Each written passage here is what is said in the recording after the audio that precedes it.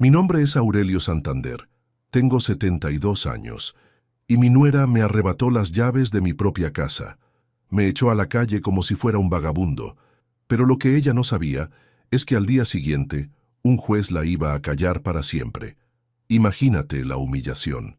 Después de 50 años viviendo en esta casa que compré cuando me casé con mi difunta Esperanza, mi nuera Valentina llega con una orden de desalojo falsa y me dice que tengo 30 minutos para juntar mis cosas y largarme. «Papá Aurelio», me dice con esa sonrisa venenosa que usa cuando quiere parecer amable, «la casa ya no es suya. Mi esposo Damián heredó todo cuando usted firmó esos papeles el mes pasado, así que por favor, haga las valijas y váyase sin armar escándalo. Papeles que yo nunca firmé. Papeles que ella inventó para robarme lo único que me quedaba en esta vida. Pero acá viene lo que ni ella ni mi hijo Damián se imaginaban. Yo tenía copias de todo. Cada documento, cada escritura, cada papel legal estaba guardado en una caja de seguridad que solo yo conocía. Y además, había algo más. Algo que iba a hacer que esta mujer se arrepintiera de haber nacido. Esa mañana de martes, cuando llegó con dos tipos grandotes que parecían matones de película, yo estaba tomando mate en el patio, como todas las mañanas desde que me jubilé hace 10 años. Escucha esta historia hasta el final y contame qué habrías hecho vos en mi lugar. También escribime desde qué país me estás escuchando, porque esta historia de injusticia familiar pasa en todos lados del mundo. Para que entiendas bien cómo llegamos a este punto, tengo que contarte quién es esta mujer que destruyó a mi familia. Valentina Ibáñez apareció en la vida de mi hijo hace 5 años. Una rubia teñida de 38 años, divorciada, con 2 hijos de su primer matrimonio y una labia que podría convencer a un ciego de que el cielo es verde. Desde el primer día que la conocí, supe que algo no andaba bien. Tenía esa manera de mirar la casa, de tocar las cosas, de hacer preguntas sobre precios y valores que me daba muy mala espina. Damián estaba completamente embelesado. Mi hijo, que siempre había sido inteligente para los negocios, de repente se comportaba como un adolescente enamorado. Papá, Valentina es increíble.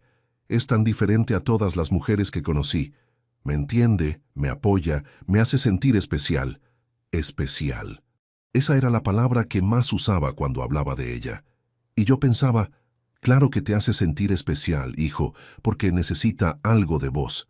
Damián había heredado un negocio de repuestos para autos que yo había levantado desde cero, trabajando 16 horas por día durante 30 años. Un negocio próspero que le daba buenas ganancias todos los meses. También tenía ahorros en el banco, una camioneta nueva, y por supuesto, la expectativa de heredar esta casa cuando yo me muriera. Todo eso lo veía Valentina con esos ojos calculadores que tiene. Al principio se hacía la simpática conmigo. «Ay, don Aurelio, qué casa tan hermosa tiene. Debe valer mucho dinero en esta zona. Don Aurelio, qué suerte que Damián tenga un papá tan generoso que le dejó el negocio. Don Aurelio, usted debe estar cansado de vivir solo en esta casa tan grande.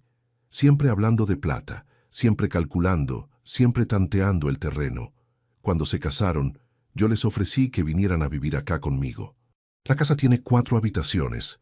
Hay lugar de sobra y yo pensé que sería lindo tener familia cerca otra vez. Pero Valentina se opuso inmediatamente. No, don Aurelio, nosotros preferimos nuestra intimidad. Además, usted necesita su espacio también. Intimidad, como si yo fuera un estorbo en mi propia casa. Se mudaron a un departamento caro en el centro, gastando en alquiler una plata que podrían haber ahorrado viviendo acá. Pero claro, Valentina tenía otros planes. Necesitaba que Damián se acostumbrara a la idea de que yo era un obstáculo, no un padre. Durante el primer año de casados, las visitas fueron espaciándose. Primero dejaron de venir los domingos, después cada 15 días, después solo para las fiestas. Y cada vez que venían, Valentina encontraba algo que criticar. «Don Aurelio, esta casa necesita muchos arreglos. Mire cómo están las paredes, cómo está el techo. Don Aurelio, estos muebles están muy viejos. Don Aurelio, este barrio se está poniendo peligroso». Siempre sembrando la idea de que la casa era una carga, no un patrimonio. Un día, hace 2 años, Damián vino solo. Se sentó en la misma silla donde estoy sentado ahora y me dijo algo que me heló la sangre. Papá, Valentina y yo estuvimos hablando sobre el futuro, sobre tu futuro. Nosotros creemos que ya no es seguro que vivas solo acá. Sos mayor, puede pasarte algo y nadie se va a dar cuenta. Mi futuro. Como si yo fuera un problema que había que resolver. Le pregunté qué tenía en mente y me dijo que habían visto un hogar de ancianos muy lindo en las afueras de la ciudad. Un lugar donde yo iba a estar cuidado, donde iba a tener compañía de gente de mi edad, donde no me iba a sentir solo. Damián, le dije, yo no estoy solo. Tengo mis vecinos, tengo mis amigos del club, tengo mi rutina. Esta es mi casa. Acá está la tumba de tu madre. Acá están todos mis recuerdos.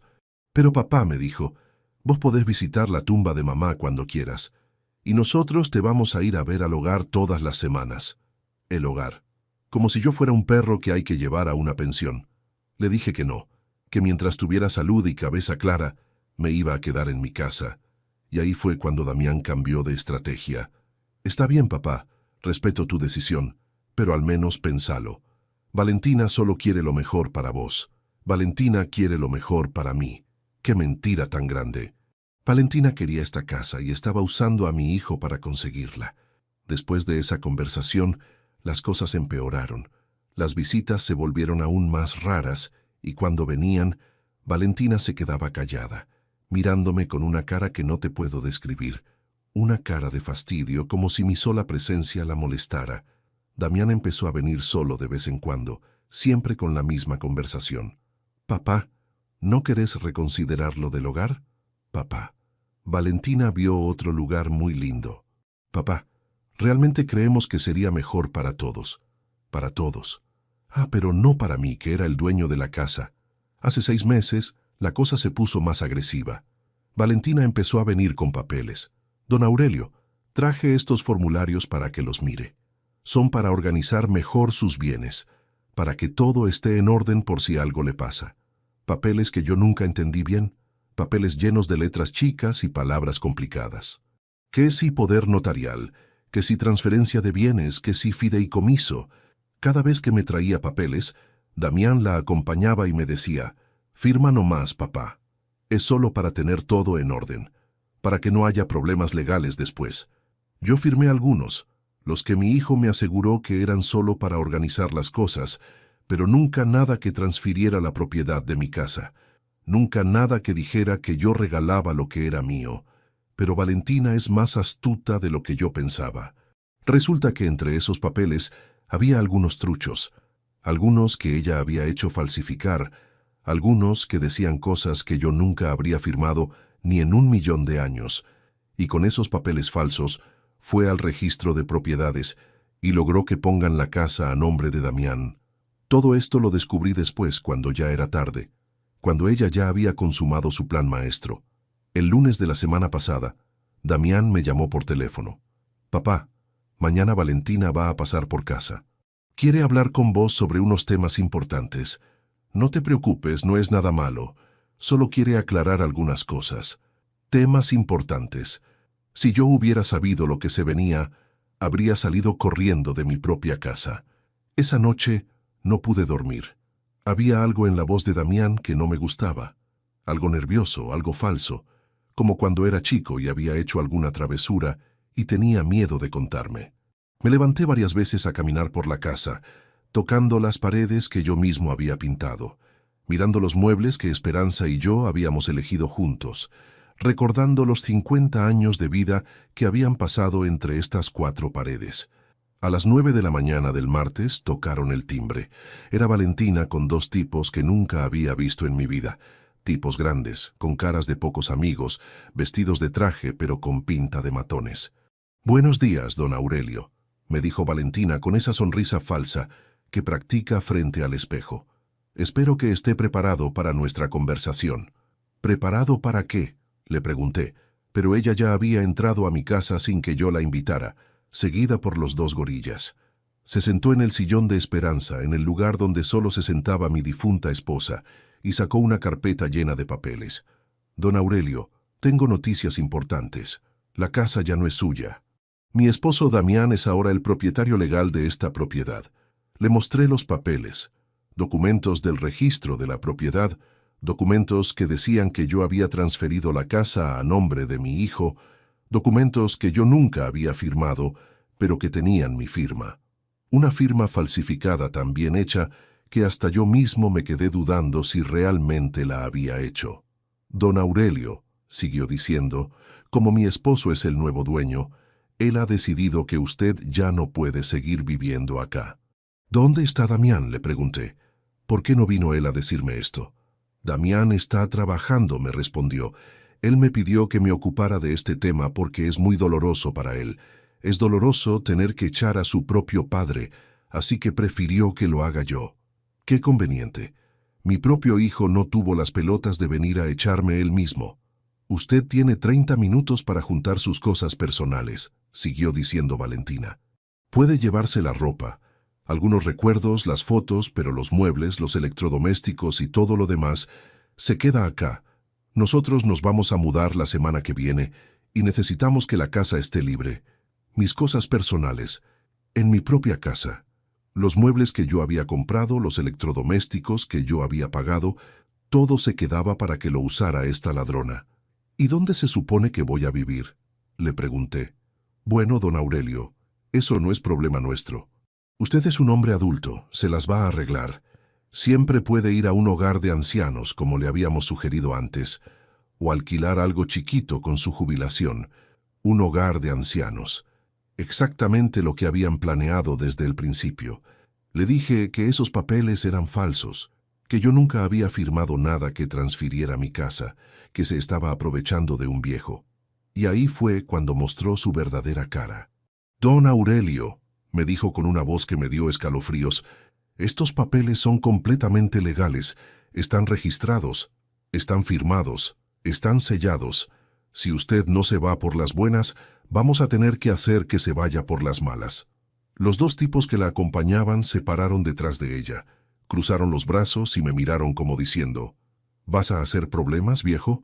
Entendí que no tenía opción, por lo menos en ese momento. Así que fui a mi habitación, junté algo de ropa en una valija, agarré las fotos de Esperanza y algunos documentos importantes que tenía en mi mesa de luz. Cuando salí de la habitación, Valentina ya estaba revisando los muebles como si estuviera eligiendo qué iba a tirar y qué iba a conservar. «Esta mesa está muy rayada», le dijo a uno de los tipos, «y este sofá está muy viejo. Vamos a tener que cambiar todo, cambiar todo». Los muebles que Esperanza había elegido con tanto amor, los muebles que tenían la historia de nuestra familia, ella los iba a tirar como si fueran basura. En la puerta de mi casa, la casa donde había vivido 50 años, Valentina me entregó las llaves y me dijo, «Don Aurelio, fue un placer conocerlo. Espero que encuentre un lindo lugar donde vivir». Y cerró la puerta, mi propia puerta, en mi cara. Me quedé parado en la vereda como un homeless, con una valija en la mano y sin saber a dónde ir. Los vecinos me miraban desde las ventanas. Algunos salieron a preguntarme qué pasaba.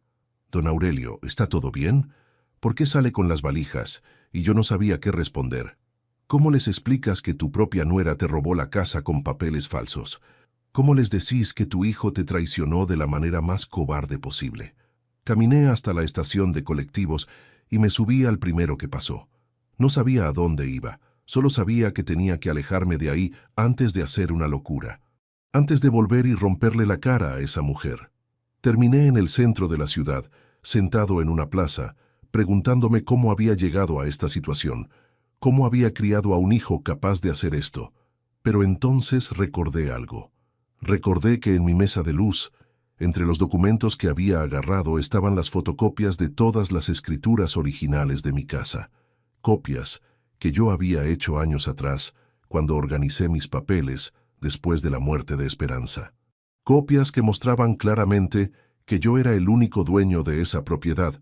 Y también recordé que tenía el teléfono del doctor Silveira, un abogado amigo de mi hermano que me había ayudado con unos trámites hace unos años.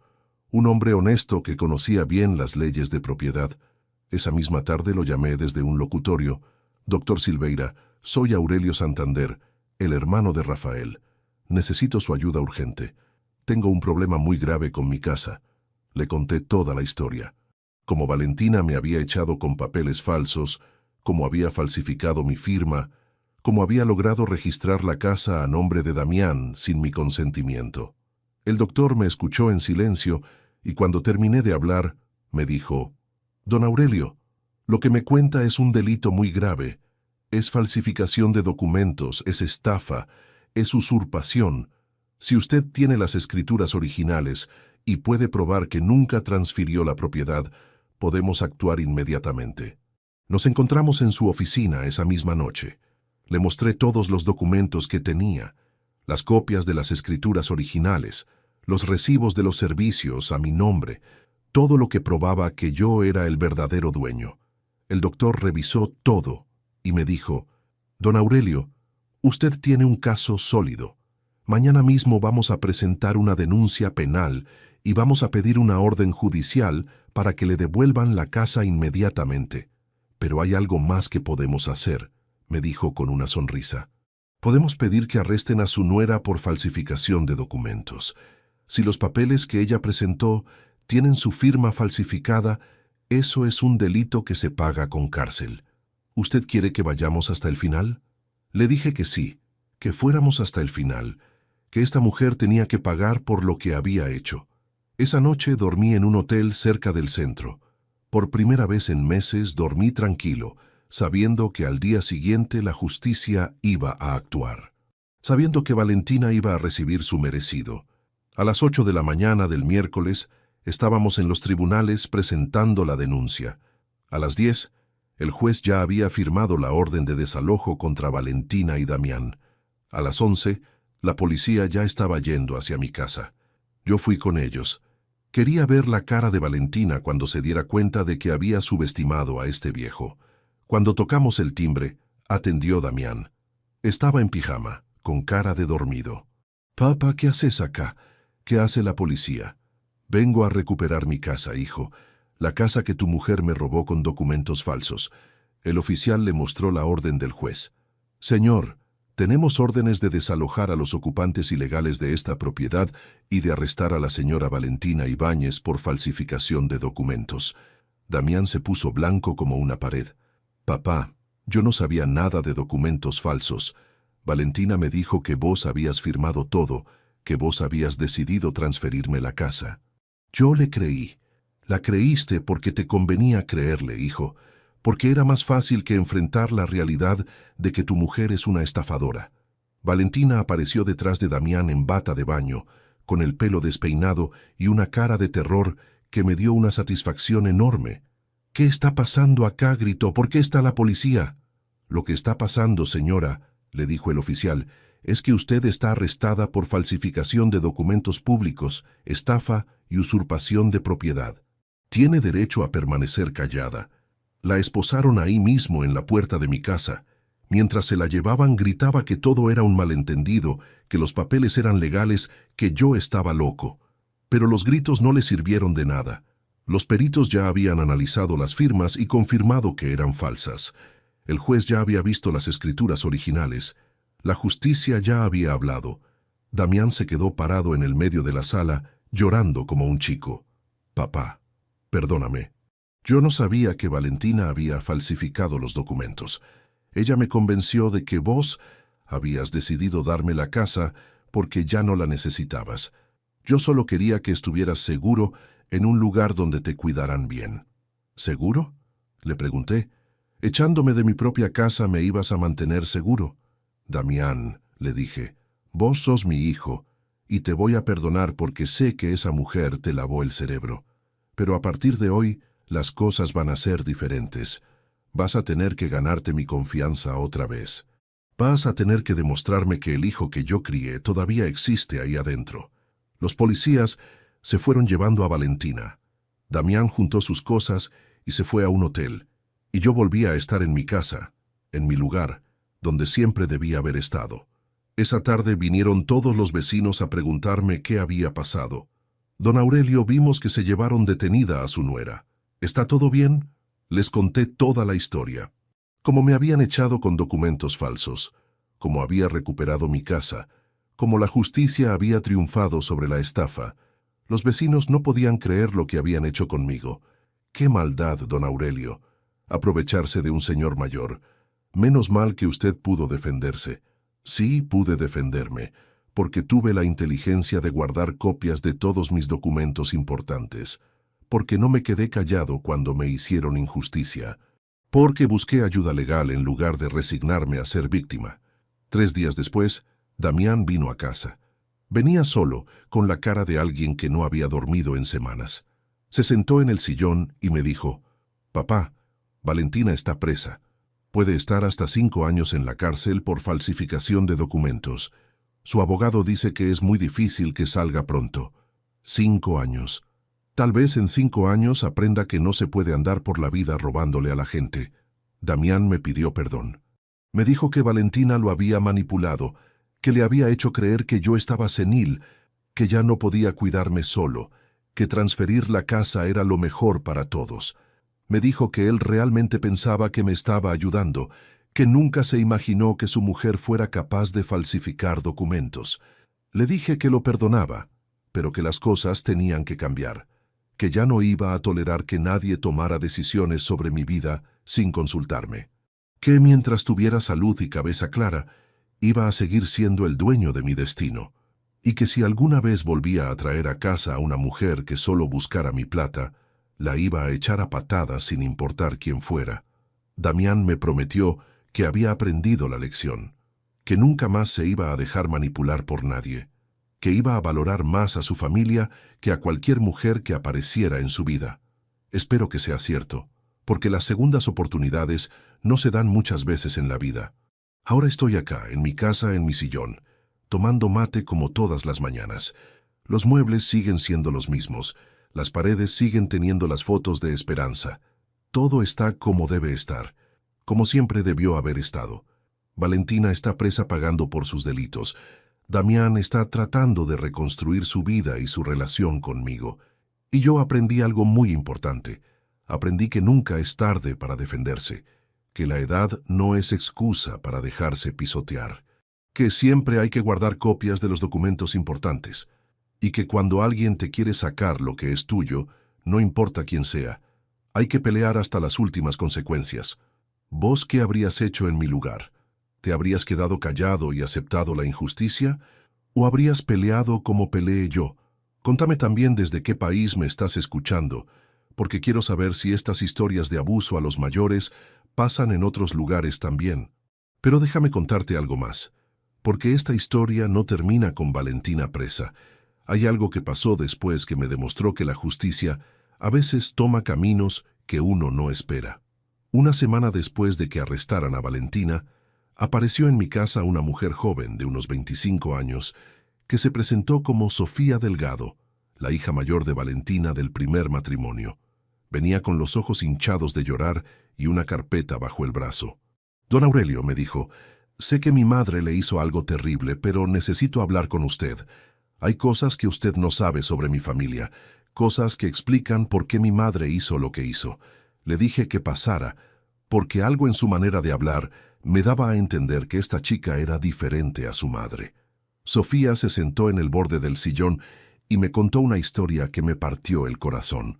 «Don Aurelio, mi madre no siempre fue así. Cuando yo era chica, era una mujer trabajadora, honesta. Trabajaba doble turno en una fábrica para mantenernos a mi hermano y a mí después de que mi papá nos abandonó. Pero hace 10 años le diagnosticaron una enfermedad muy cara, una enfermedad que requería tratamientos que no podíamos pagar. Mi madre se endeudó hasta el cuello para pagar los médicos, los remedios, las internaciones. Perdió la casa, perdió los ahorros, perdió todo, y cuando se curó ya había aprendido que la plata era lo único que importaba en este mundo, que sin plata te morís, que sin plata nadie te ayuda. Esa enfermedad la cambió para siempre. Sofía sacó de la carpeta unos documentos médicos, facturas de hospitales, recibos de préstamos. Todo mostraba que Valentina realmente había pasado por una situación económica desesperante. «Pero eso no justifica lo que me hizo», le dije. «Lo sé, don Aurelio», me respondió Sofía. «Lo que hizo está mal y merece estar presa, pero quería que usted supiera que mi madre no es un monstruo, es una mujer que el miedo la volvió loca». Entonces Sofía me dijo algo que no me esperaba. Don Aurelio, yo trabajo como asistente social en el hospital municipal. Todos los días veo casos de ancianos que son estafados por sus familiares, que son echados de sus casas, que son abandonados. Su caso no es único. Es una epidemia que nadie quiere reconocer, y la mayoría de las veces, las víctimas no tienen los recursos que usted tuvo para defenderse. Me propuso algo que me sorprendió. Don Aurelio, ¿le gustaría ayudarme a crear un programa para ayudar a otros ancianos que están pasando por lo mismo que usted pasó? Podríamos usar su experiencia, su historia, para enseñarles a otros cómo protegerse, cómo guardar documentos, cómo reconocer las señales de alarma, cómo buscar ayuda legal. La idea me gustó. Por primera vez en años, sentí que podía usar lo que me había pasado para algo bueno. Le dije a Sofía que sí, que quería ayudar. Y así fue como empezamos el programa Nunca es tarde para defenderse, un proyecto que ayuda a adultos mayores víctimas de abuso familiar y estafas. 2 meses después del arresto de Valentina, ya habíamos ayudado a 15 ancianos a recuperar sus propiedades robadas. Habíamos dado charlas en centros de jubilados sobre cómo proteger los documentos importantes. Habíamos creado una red de abogados voluntarios que trabajaban gratis en casos como el mío. Damián, cuando se enteró del programa, me pidió si podía ayudar también. Papá me dijo, quiero hacer algo bueno después de todo el daño que causé. Quiero ayudar a reparar lo que se rompió. Le dije que podía ayudar, pero que tenía que empezar desde abajo, que tenía que ganarse el respeto de las víctimas, demostrando que realmente había cambiado. Mi hijo empezó a hacer trabajo voluntario en el programa. Llevaba a los ancianos a los juzgados, los acompañaba a hacer trámites, les traducía el lenguaje legal que no entendían. Y de a poco, viéndolo trabajar con esas personas mayores, empecé a ver otra vez al hijo que yo había criado, al hijo que se preocupaba por los demás, no solo por sí mismo. Un día vino a casa con una noticia que me alegró mucho. Papá, me dijo, conocí a una mujer en el programa. Se llama Carmen, es viuda, tiene 60 años y es voluntaria también. Es una mujer buena, trabajadora, que ayuda porque quiere ayudar, no porque necesita algo. No sé si algún día podremos ser algo más, pero por primera vez en mucho tiempo siento que encontré a alguien de mi edad emocional. Carmen resultó ser una mujer excepcional, una exmaestra que había perdido a su marido en un accidente y que dedicaba su jubilación a ayudar a otros. Cuando la conocí, entendí por qué Damián se había interesado en ella. Tenía esa tranquilidad, esa sabiduría que solo dan los años bien vividos, y lo más importante, cuando miraba mi casa, no calculaba cuánto valía. Solo veía un hogar con historia. Mientras tanto, en la cárcel, Valentina había empezado un tratamiento psicológico. Sofía la visitaba todas las semanas y me contaba los progresos. Mi madre está empezando a entender el daño que causó, me decía. Está trabajando con una psicóloga para entender por qué el miedo la llevó a hacer cosas tan terribles. Un día, 6 meses después del juicio, Sofía me trajo una carta de Valentina. Era una carta larga, escrita a mano, donde me pedía perdón. No justificaba lo que había hecho, no inventaba excusas. Solo reconocía que había estado mal, que había lastimado a una persona inocente, que entendía por qué yo la había denunciado. Al final de la carta, Valentina escribía algo que me conmovió. Don Aurelio, sé que nunca va a poder perdonarme, y lo entiendo, pero quiero que sepa que en estos meses de cárcel he tenido tiempo para pensar en todo el daño que hice. No solo a usted, sino a mi hija, a mi hijastro, a toda mi familia. He decidido que cuando salga de acá, voy a dedicar mi vida a reparar lo que rompí. No sé cómo, pero voy a encontrar la manera. Le dije a Sofía que le dijera a su madre que había leído la carta, que reconocía su arrepentimiento, pero que iba a necesitar mucho tiempo para poder perdonarla realmente. Que las palabras estaban bien, pero que lo que realmente importaban eran los hechos, que cuando saliera de la cárcel tendría que demostrar con acciones que realmente había cambiado. El programa que habíamos creado siguió creciendo. Al año de haberlo empezado, ya habíamos ayudado a más de 50 familias. Habíamos recuperado casas, habíamos desenmascarado estafadores, Habíamos enseñado a cientos de ancianos a protegerse, y lo más lindo de todo, habíamos creado una comunidad. Los ancianos que habíamos ayudado se juntaban una vez por semana en mi casa. Tomábamos mate, compartíamos historias, nos cuidábamos unos a otros. Mi casa, que había estado tan silenciosa después de la muerte de Esperanza, otra vez se llenó de voces, de risas, de vida. Pero ahora era diferente. Ahora era una familia elegida, no obligada. Don Facundo, un señor de 80 años que había recuperado su departamento gracias al programa, me dijo un día algo que me marcó mucho. Don Aurelio, usted sabe cuál es la diferencia entre la familia de sangre y la familia del corazón. La familia de sangre a veces te lastima porque cree que tiene derecho a hacerlo. La familia del corazón te cuida porque elige hacerlo. Damián se había vuelto un voluntario permanente del programa. Trabajaba gratis todos los sábados, ayudando a otros hijos a entender el daño que podían estar causando a sus padres mayores. A veces venía con Carmen, que se había convertido en coordinadora de las actividades sociales. Verlos trabajar juntos, verlos preocuparse por gente que ni siquiera conocían, me devolvía la esperanza en mi hijo.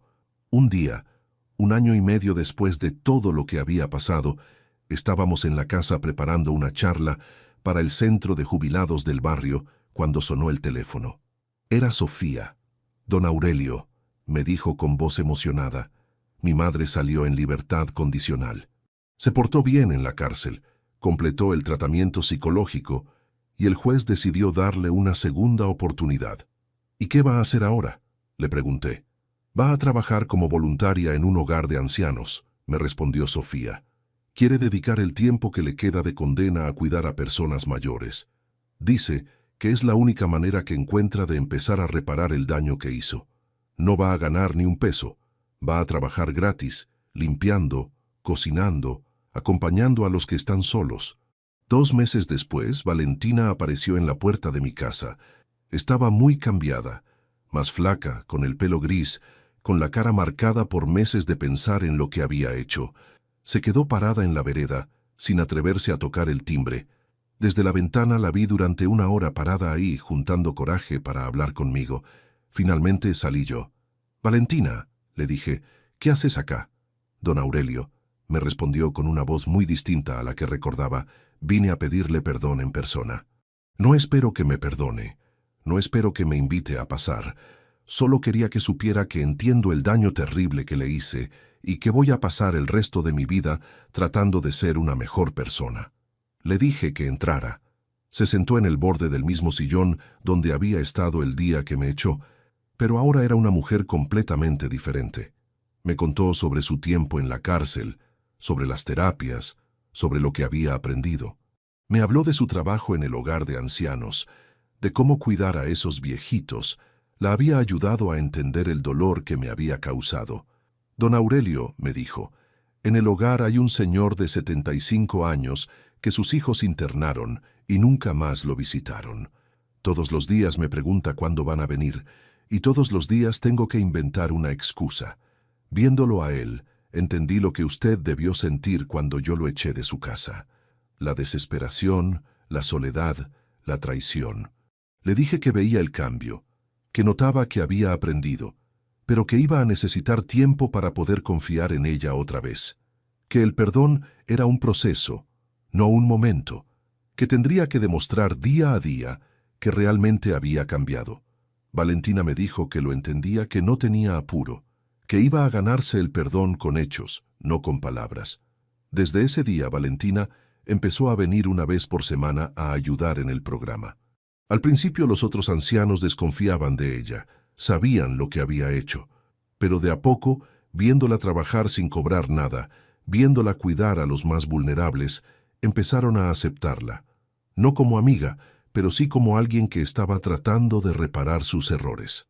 Damián, cuando supo que Valentina estaba trabajando en el programa, tuvo una reacción que me sorprendió.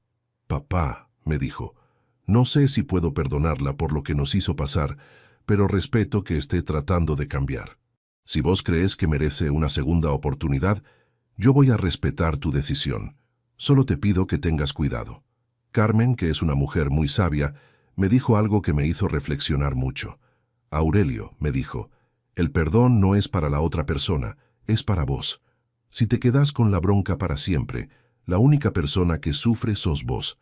Perdonar no significa olvidar, ni significa confiar ciegamente. Significa liberarte del veneno del rencor. Hoy, 2 años después de que todo empezó, mi vida es completamente diferente a lo que era antes. El programa que creamos con Sofía ya ayudó a más de 200 familias. Damián está en pareja con Carmen y los dos trabajan conmigo como voluntarios. Valentina cumple su libertad condicional cuidando ancianos y ayudando en nuestro programa una vez por semana. Mi casa sigue siendo mía, pero ahora es también un lugar donde otros pueden encontrar ayuda. Todos los martes tenemos reuniones del programa. Todos los jueves viene un grupo de ancianos a tomar mate y charlar. Todos los sábados damos charlas sobre prevención de estafas. La casa que casi pierdo por culpa de la ambición, ahora está llena de gente que necesita apoyo. ¿Perdoné completamente a Valentina? Todavía estoy en ese proceso. Algunos días la veo trabajar con los viejitos del hogar y pienso que realmente cambió. Otros días recuerdo el momento en que me echó de mi casa y siento que la bronca vuelve, pero estoy aprendiendo que el perdón es un camino, no un destino. ¿Perdoné a Damián? Ese fue más fácil. Mi hijo estaba confundido, manipulado, pero nunca fue malo. Cuando se dio cuenta de lo que había pasado realmente, hizo todo lo posible para reparar el daño. Hoy tenemos una relación mejor de la que teníamos antes de que apareciera Valentina, porque ahora los dos sabemos lo que es casi perder al otro. ¿Me arrepiento de haber denunciado a Valentina? No, fue lo correcto. A veces hacer lo correcto duele, pero es necesario. Si no la hubiera denunciado, ella habría seguido estafando a otros ancianos. Mi denuncia no solo me devolvió mi casa, sino que impidió que otras familias pasaran por lo mismo. Al final, lo único que realmente importa no es cuántos años tenés, sino cuántas ganas de vivir con dignidad te quedan. Y a mí, a los 72 años, todavía me quedan muchísimas. Pero ahora también tengo algo más. Tengo la satisfacción de saber que mi historia sirvió para ayudar a otros, que mi experiencia se convirtió en esperanza para familias que estaban viviendo lo mismo que yo viví. Si hay algo que aprendí de todo esto, es que nunca es tarde para defenderse, nunca es tarde para pedir ayuda, y nunca es tarde para empezar de nuevo. Pero también aprendí que nunca es tarde para perdonar, cuando el perdón está realmente merecido. El mes pasado recibimos una visita muy especial en el programa. Llegó una señora de 85 años, doña Matilde, acompañada por su nieta de 30 años. La nieta estaba desesperada, porque los hijos de doña Matilde querían vender la casa familiar para repartirse la plata, dejando a la abuela sin hogar. Una historia que ya conocíamos muy bien, pero lo que me impactó de doña Matilde fue su fortaleza. A los 85 años, con artritis en las manos y problemas para caminar, tenía una determinación que me recordó a mí mismo cuando decidí pelear por mi casa. Don Aurelio, me dijo, escuché hablar de usted en el centro de salud. Me dijeron que usted ayuda a los viejitos que tienen problemas con la familia. Le expliqué cómo funcionaba el programa. La conecté con el doctor Silveira. La acompañamos a todos los trámites. En 3 semanas habíamos logrado frenar la venta de su casa y exponer a sus hijos como lo que eran, unos aprovechadores que querían quedarse con el patrimonio de su madre mientras ella todavía estaba viva. Doña Matilde recuperó su casa y, más importante, recuperó su dignidad. Cuando terminó todo el proceso legal, doña Matilde me invitó a almorzar a su casa. Era una casa hermosa, antigua, llena de muebles con historia y fotos de familia de 5 generaciones. Mientras comíamos el guiso más rico que probé en años, me dijo algo que me llegó al alma.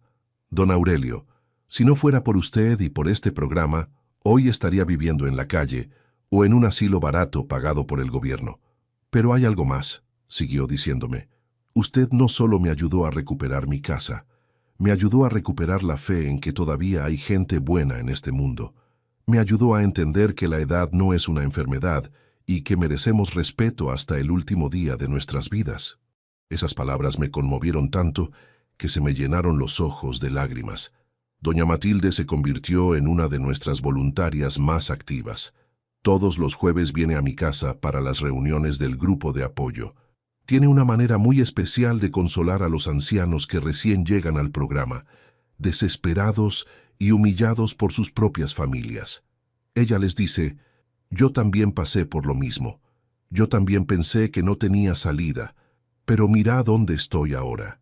A través de doña Matilde conocí a su nieta Patricia, una abogada joven que se especializó en derecho de familia después de ver lo que sus tíos le habían hecho a su abuela.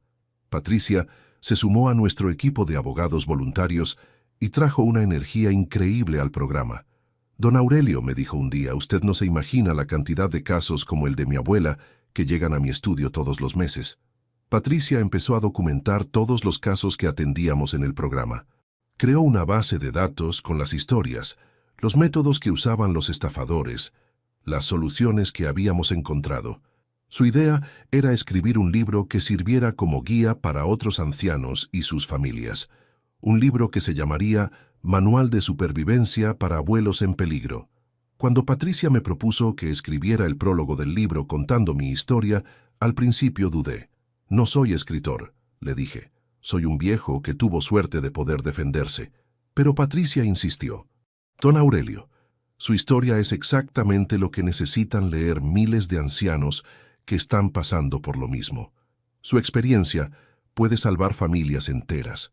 Escribir mi historia para el libro fue una experiencia muy movilizadora. Tuve que revivir cada momento, desde el día que Valentina me echó hasta el día que la vi trabajando en el hogar de ancianos. Tuve que pensar en cada emoción, en cada decisión, en cada consecuencia. Y al hacerlo, me di cuenta de cuánto había crecido como persona a través de todo este proceso. El libro se publicó hace 6 meses y se convirtió en un éxito inesperado. No solo lo leen ancianos, sino también sus hijos, sus nietos, trabajadores sociales, abogados especializados en derecho de familia. Empezamos a recibir cartas de todo el país de personas que habían leído el libro y habían logrado resolver sus problemas familiares antes de que fuera demasiado tarde. Una de las cartas que más me emocionó la recibí hace 3 meses. Era de un hombre de 50 años que vivía en otra provincia. Decía: Don Aurelio, leí su historia en el libro y me di cuenta de que estaba haciendo exactamente lo mismo que hizo el hijo de usted. Tenía a mi padre de 78 años presionado para que me transfiriera a su casa, convencido de que era lo mejor para él. Después de leer su libro, entendí que lo único que estaba haciendo era repetir el ciclo de abuso que había visto en mi propia familia. Hoy fui a la casa de mi padre, le pedí perdón y le dije que su casa es suya hasta el último día de su vida. Esas cartas me demuestran que mi historia, por dolorosa que haya sido, está sirviendo para evitar que otras familias pasen por lo mismo, que mi experiencia se está convirtiendo en prevención para miles de personas. Y eso me da una satisfacción que no puedo describir con palabras. Damián, cuando vio el éxito del libro, me dijo algo que me llenó de orgullo. Papá, me dijo, durante años pensé que eras solo mi viejo, el albañil que me había criado. Nunca me di cuenta de que eras un hombre con sabiduría, con experiencia, con cosas importantes que enseñar. Este libro me abrió los ojos sobre quién sos realmente. Carmen, que ahora es prácticamente parte de la familia, me ayudó a organizar las presentaciones del libro en diferentes ciudades.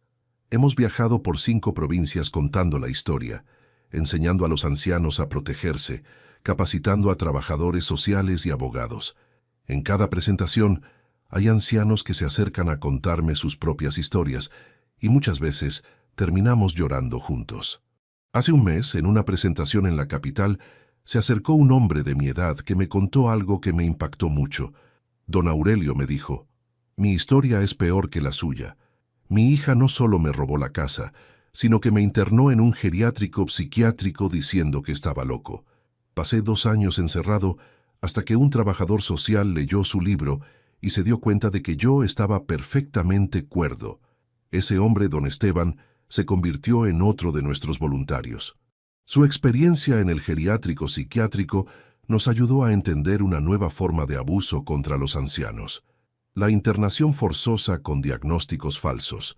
Empezamos a trabajar también en esos casos, colaborando con médicos y trabajadores sociales para identificar internaciones irregulares. El programa creció tanto que tuvimos que mudarlo de mi casa a un local más grande que nos donó la municipalidad. Pero yo seguí siendo el coordinador general, el que recibe a las víctimas cuando llegan por primera vez, el que les da esperanza cuando creen que no tienen salida. Mi experiencia personal se convirtió en mi herramienta de trabajo más importante.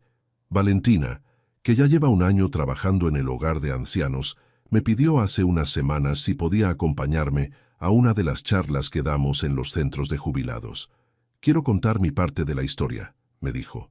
«Quiero que la gente sepa cómo se siente estar del otro lado, cómo se siente ser la persona que lastima. Creo que puede servir para evitar que otros cometan los mismos errores que cometí yo. Al principio no estaba seguro de que fuera una buena idea, pero después pensé que tal vez escuchar el testimonio de alguien que había estado del lado del agresor podía ser útil para las familias que estaban empezando a tener problemas.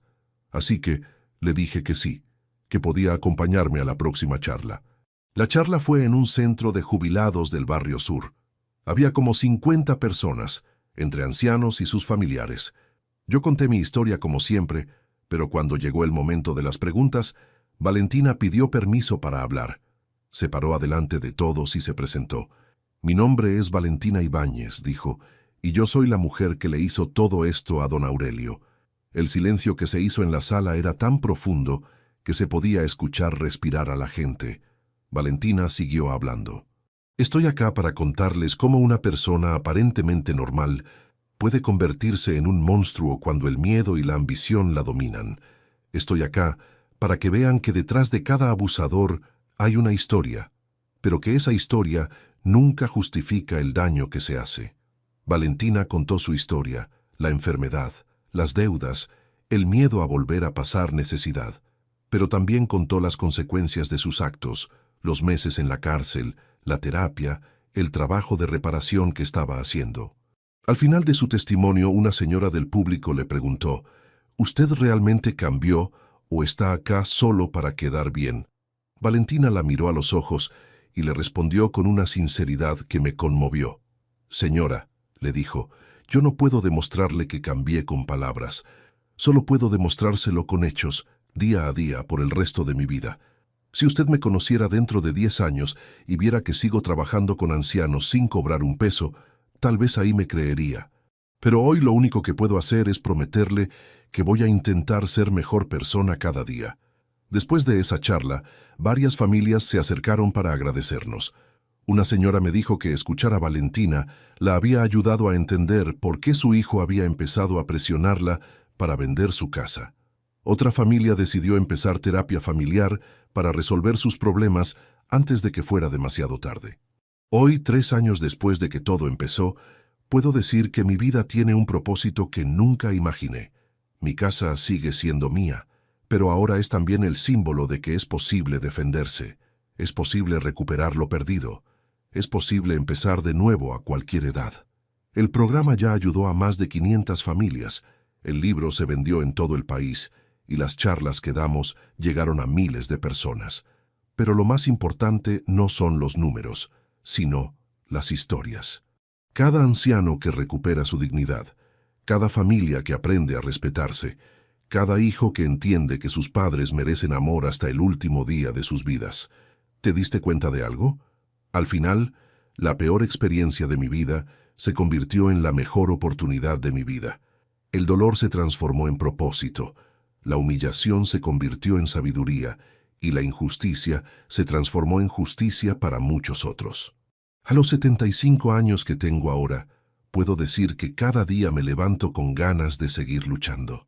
No por mí, que ya gané mi batalla, sino por todos los abuelos y abuelas que todavía están peleando la suya.